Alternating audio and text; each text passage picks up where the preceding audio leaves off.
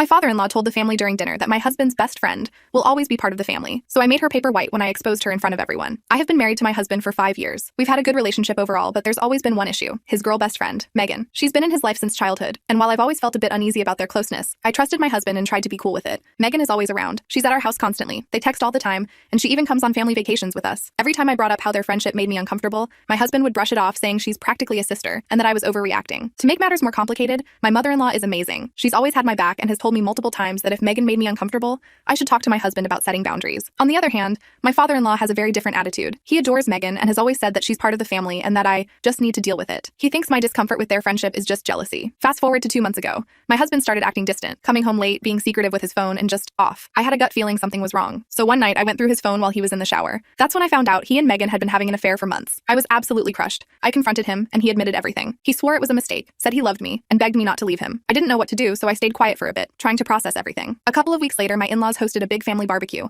I was still reeling from the affair, but my husband convinced me to come, saying we needed to keep up appearances while we worked things out. I went, but I was a wreck inside, especially knowing Megan would be there. Sure enough, Megan showed up like nothing had happened, acting all friendly with everyone, including me. I was boiling inside, but I kept it together. Then, during dinner, my father-in-law made some offhand comments about how Megan would always be part of the family, and that I needed to get over my insecurities. He said this in front of everyone. That was my breaking point. I stood up, looked straight at him, and said, "You know what? I would get over it if she wasn't sleeping with my husband." The entire table went silent. Megan's face turned white, and my husband tried to calm me down, but I wasn't having it. I told everyone exactly what had been going on: the sneaking around, the lies, the betrayal. My mother-in-law was furious, but not at me. She laid into my husband and Megan, saying they destroyed our marriage and disrespected me. My father-in-law, though, had the audacity to say I was overreacting and that affairs happen, but I shouldn't have aired it out in front of the family. He even defended Megan, saying she made a mistake and we should all move on. I left the barbecue and have been staying with my mom ever since. My husband keeps begging me to come home, and my mother-in-law has been supportive, but my father-in-law is telling the whole family that I'm the one causing drama and blowing things out of proportion. Update 1. I asked mother-in-law if there's something weird going on there or if she knows if he's cheated before. They have been married for 50 years. He's cheated 10 times. One that you guys might find important is he slept with Megan's mother.